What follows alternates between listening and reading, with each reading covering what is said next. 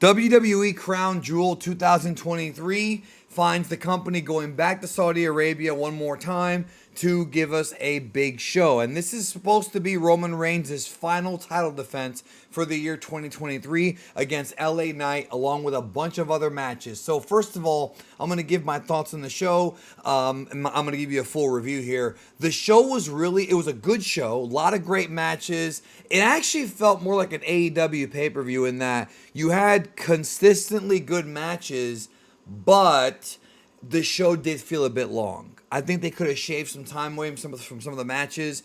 Maybe taken out that Miz TV segment with Grayson Waller, and it would have been probably a better show. I did feel like it was starting to drag a little tiny bit. And it's not like a major problem. It didn't ruin the show, but I did feel they could have maybe made their time better. So they did do on the pre-show Sami Zayn and JD McDonough. I was actually kind of surprised they put Sami Zayn in the pre-show spot, especially since it's Saudi Arabia. But he got his win. It was more like a Monday Night Raw match. There's not much to it. Now, they actually opened the pay-per-view with Seth Rollins and Drew McIntyre for the World Heavyweight title. First of all, I want to say a couple things about the whole show and go into this. The production on this show was absolutely fantastic. Kudos to the WWE production team. It was top notch, not just with the lighting of the show, the way that the pyro and ballyhoo was, the camera work, but also the video packages. The video package for Drew McIntyre Seth, how they told the story about how Drew's big moment happened during the pandemic and in front of no fans when he beat Brock Lesnar at WrestleMania 36 and how it bothered him. Like, that was a beautiful story. And then also for the main event, for the LA Knight Roman Reigns match, they also had a great video package there too. Really well done. So this match, it starts off with a classic collar and elbow tie-up, and it turns out to be a pretty good classic WWE main event. This could have gone on last as far as match quality went. Drew McIntyre, obviously, even though they're both baby faces, Drew is slowly going down the dark path, and we saw it here. He didn't really cheat, but he busted out some of the classic, he did the Future Shock DDT, stuff like that. Seth busts out the pedigree a few different times. We saw them really use a lot of their moveset. Now, when things got interesting, McIntyre was about to hit, he did hit a Claymore, and that could have been the finish. But then what happened was Rollins makes a comeback and then hits a pedigree and then the running stomp and gets the 1-2-3. Now, this is obviously not the end of the Drew McIntyre story because, Drew has not had a lot of luck on pay-per-view this year. Have you noticed that?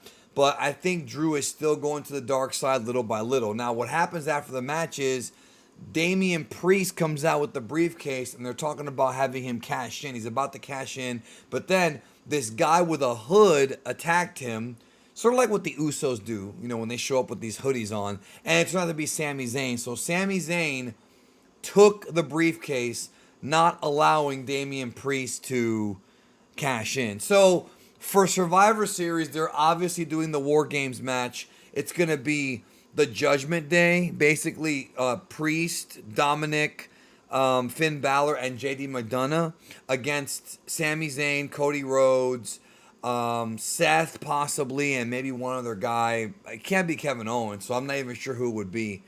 Jey Uso. There you go, Jey Uso. That's who it would be, Jey Uso, whom we saw later on in the show anyways, but we'll get to that when we get to that. So, and of course, Drew McIntyre, they show him in the back just really pissed off, and then Rhea Ripley shows up and just smirks at him. What a character she is. So speaking of Rhea Ripley, she won this Fatal 5-Way. I think it was a 5-pack challenge or whatever for the women's title. It was her, Nia Jax, Raquel Rodriguez, Zoe Stark, and Shayna Baszler. Now, this match was kind of a clustermuck, but they did work hard. It was interesting seeing the girls in the way they were dressed because they're in Saudi Arabia, you can't really show a lot of skin, so they wore like full body outfits. But the full body outfits looked good enough that you could probably wear them on a Raw or SmackDown outside of Saudi Arabia in America, and it wouldn't even be an issue. So this match was done so that Rhea Ripley can look dominant, and she did. I love this idea that Rhea Ripley is such a dangerous title holder. dangerous champion. She's like the female Roman Reigns. Maybe not all the way there, but they're building her up to be like that because she's already been able to win singles matches and three-way matches. And even, I think she had a four-way recently. This is now a five-way. They threw four opponents at her and she survived. And that's always done to really elevate the champion. So she wins the match. Who knows what's next? I mean, Rhea Ripley, Becky Lynch, if they go that route, is a big match. You've also got Jade Cargill in the background. She might be coming in. I don't know if she's going to wrestle Rhea Ripley, but I don't think Ripley's dropping that title to WrestleMania at the earliest. She may even hold on to it later. Solo Sikoa, John Cena. So this was an interesting story. So the match was fine for what it was. It wasn't quite at the level of Cena versus Umaga from 2007 because I thought we were going to get something like that here because Solo is like the new Umaga.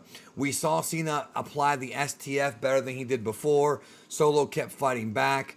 Now, the finish of this match, people have compared it to the Brock Lesnar Cena match at SummerSlam.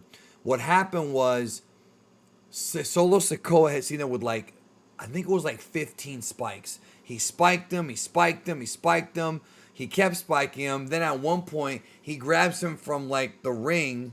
He's getting up, he spikes him again, and then he pins him 1, 2, 3. So basically, the way it was booked, it wasn't quite like Lesnar, but the last 3 minutes of the match, Solo Sikoa destroyed this man. This was purely done to elevate Solo. That's why this was done. He's the enforcer of the bloodline. He's Roman Reigns' right-hand man. But now this was done to show how dangerous he was. Now, after the match, Cena got the standing ovation moment, which I predicted they were going to do. And he walks to the back very slowly and emotionally. So I feel like this is... I mean, he put over Solo Sikoa huge, yo. John Cena fans that were kids were probably crying when they saw this because Cena was very visibly emotional because he still has not gotten a pinfall in years, and I respect him for putting people over. Remember how years ago, he never loses, Super Cena? Boy, is that gone. But they basically built this up like we're seeing the end of John Cena. They did the story here. I think that this run coming up, even though I heard he might still be around, this run that he's in right now, that he's currently in, might actually be over because he lost and it looked like he was going to go home. Now, again, this is also going to create a great story for his comeback later on. I don't think he's going to retire, but I think WWE wants you to think he's going to retire. When that strike ends, he'll be back in Hollywood doing movies, and I'm sure he'll come back and wrestle again sometime in the future. But the story is that. So then we have the Miz TV Grayson Waller segment. This was cringe, dude. This was a waste of time. They brought out this guy named Ibrahim Al-Hajjaj, who's some comedian from Saudi Arabia. This only worked for the live crowd. They could have done this as a dark segment before the show started. I guess it was there to calm everybody down or whatever. Grayson Waller comes out, and then they basically have this... They're building up a feud between Grayson Waller and The Miz because The Miz is now a babyface, right? So they have this little brawl. Waller attacks the comedian, and then Miz attacks Waller, and the comedian comes in. Then he hits him with the skull-crushing finale. So it was just done to give the live Saudi crowd a moment, but it was a waste of time. I didn't like the segment, didn't care for it. Logan Paul versus Rey Mysterio. Yes, Logan Paul won the WWE US title. Now this match did start out a bit slow. And when I say slow, I don't mean in a methodical way. This match started out, it took a while before it started getting into high gear. They were kind of going through the motions. But my God, Logan Paul was built for this. Logan Paul was built to be a professional wrestler. He's got all the tools. And even though Jake Paul might be the better athlete because Jake Paul takes the fighting stuff a bit more seriously than Logan Paul is, Logan Paul was made for wrestling. He's got more charisma, and his athleticism is different. He can do pro wrestling style athleticism. No matter how you may feel about Logan Paul as a person or things he's done on YouTube, you cannot deny that this guy's got an incredible amount of talent, and he did defeat Rey Mysterio. He did beat him. And what basically happened was people in his entourage helped him win with the brass knucks, and then Santos Escobar came out. I thought for sure that Santos was going to turn on Ray at some point, but they haven't done that yet. But I feel like they still have it in their back pocket. So Ray was going for the 619. Then Logan hits him with the Nux and gets the pin and is now the U.S. champion. That's obviously going to be a political move for WWE to get somebody like Logan Paul to now do the TV shows and YouTube and his podcast holding the WWE US title. I know some folks might not like it. To me, the US title is not like that prestigious. You know what I'm saying? It really isn't. This is the one that's lineage goes back to 2003. This is not the original US title that Harley Race had. You know what I mean? It's not the same one. But I know some fans are going to be pissed off that Logan got the title, but you have to understand this is being done as a publicity stunt. And the difference between him being U.S. champion and like somebody like, I don't know. Well, I mean, I guess the best example, I think the best example fans are probably going to use is David Arquette being the world champion. This is not the world title, number one. Number two, Logan Paul is an athlete and does have the reputation of at least getting into real fights. And number three, he's actually a good wrestler. David Arquette was not a wrestler. Logan Paul, for the past couple of years, has really tried to do the best he can to hone his craft. So it's not the same thing. I think it's a smart move. Maybe you disagree. I think it's a smart move to at least elevate Paul. And he'll drop that belt at some point. Maybe even to Ricochet in the rematch. Who knows? Io Sky versus Bianca Belair for the women's title. This was okay. I didn't get that much into it. I know that this story goes all the way back to SummerSlam. I was at that show. And they did the best they could. They worked hard. But it did feel like maybe they were holding back a little bit. Like maybe they have a bigger match down the road at Survivor Series or at Royal Rumble or whatever they're going to do. As far as I know, there is no December pay-per-view this year again, with the exception of the NXT show. Meanwhile, AEW is doing 2 pay-per-views in December, the Ring of Honor one and their own. So that's going to be interesting. Anyways, they worked hard, and then the big surprise was Kyrie Sane made her return. Now, she had been spotted at the Performance Center. You know, I had heard she was coming back. I believe, if I remember correctly, Kyrie Sane left, I think, right as the pandemic started, went to Japan and just stayed there, because that is her home. And now that all that's over with, she is back. And Kyrie Sane's great. I mean, that's a great worker. And her return, like, a little bit weird the way they did it. She did the backhanded elbow. It just wasn't, it didn't vibe the way they usually do these kind of things. But it is now another talented woman that WWE has in their women's division. WWE's women's division is so incredibly stacked. Like, look at NXT. You got a bunch of girls in NXT who are getting better and better and better and better and better every week. That women's division is, I mean, it's the best one they've ever had, honestly. The only one they're missing is Sasha. You know, it's just phenomenal. Then we have the main event, Roman Reigns, LA Knight. What I liked about this match was a total Attitude Era tribute. Obviously, LA Knight's character is that he is borrowing from Steve Austin and The Rock. Everybody knows that. But the match itself was like that. So, in the first world title match we saw with Drew and Seth, they locked up and kind of had more of a traditional match. Here, they started brawling. LA Knight hit some quick moves. Like, the pace of this match was wild because I think a lot of people look at LA Knight and they see him more as a character and not as a worker. But this guy's got some tremendous cardio, my friend. This dude's cardio is legit. These guys went in there, very few rest holds, very few goofing around. They had a really solid match. In fact, this is probably my favorite match that, oh wait, I actually forgot to mention one match. Cody, Rhodes, Damian, Priest. Well, I'll get to that. Give me 1 second. My bad. I was trying to say that this is my favorite LA Knight match, but let's go back for a minute. Cody, Rhodes, Damian, Priest. Ring of Honor main event from 2017. Good match. Jey Uso came out because the Judgment Day was trying to screw over Cody. Jey Uso came out, and it wound up leading to Cody getting 3 Crossroads for the win. This was the co-main event. I liked the match, but like I said, at this point, the show did begin to feel like it was dragging. It really did. And they've been really good about time lately, but it did honestly feel a little bit draggy here. But nevertheless, it's another big win for Cody as his journey back to the top, back to being the contender once more, continues. Last but not least, I mentioned already Roman Reigns, LA Knight. I enjoyed the match. Lots of Attitude Era type of spots here. The only thing is, because I've watched so much wrestling, I was able to predict what they were going to do, like almost move for move.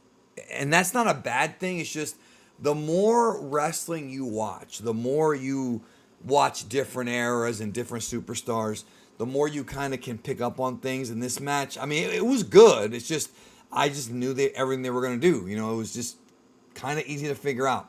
So there was a ton of interference. That's the thing about Roman Reigns matches. You're always going to get like behind the referee's back with the Usos, with Solo. With Paul Heyman. Again, it's the same thing. That every Roman Reigns match is kind of the same formula, which is why this dude has to drop that title at WrestleMania 40 to Cody, because he's got a few more title defenses left, and that formula may begin to fade out.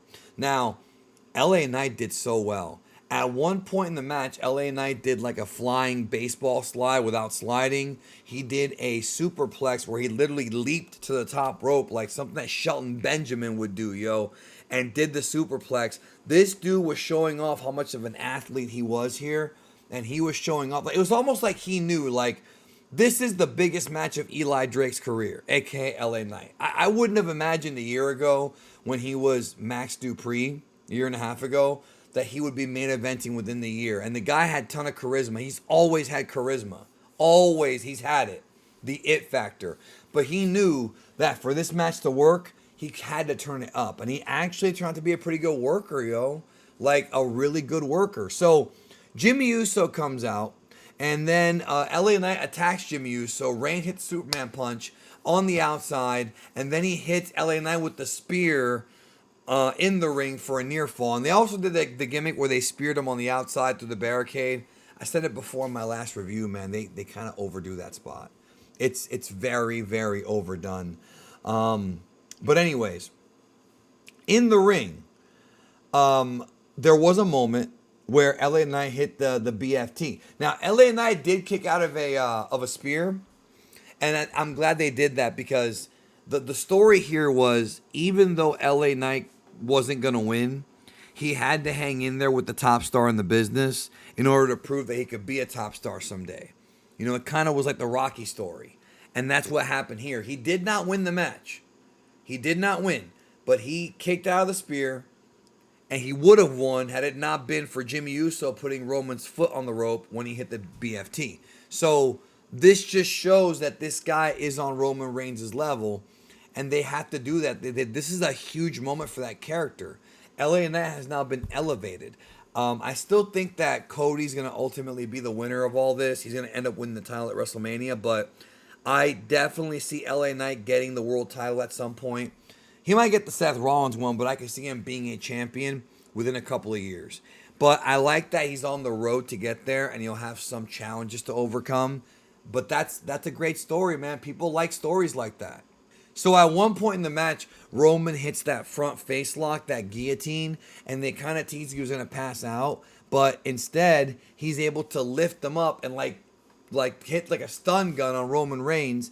And then they brawl to the outside. This was awesome. LA Knight takes Jimmy and just smashes his head into the table, the announce table, and it looked like a Three Stooges spot, like something out of Tom and Jerry. I was actually laughing as to how funny it was, because Jimmy sold it like a cartoon character. And then Roman Reigns got caught in the same thing. And then the spear through the barricade happened. They get back into the ring. One more spear, and that does it for LA Knight. Roman Reigns retains and will be closing out the year with the championship. So Seth and Drew was probably the best match on the show. The main event, though, was so well worked. It was a Paul Heyman match, but like I said, it did feel like an Attitude Era main event. And I like that both of the world title matches were different. They were both different types of matches. They weren't the same thing, and different styles. So Survivor Series is next. War Games will be there. I don't believe Roman Reigns is on that card. I think Royal Rumble's the next time he's going to be in the ring. So we'll discuss it then, yo. But thumbs up show. Little bit long, but I had a good time with it. What did you think? Let me know down below, and we'll talk real soon. And yeah, wrestling is pretty good right now, yo. Really is.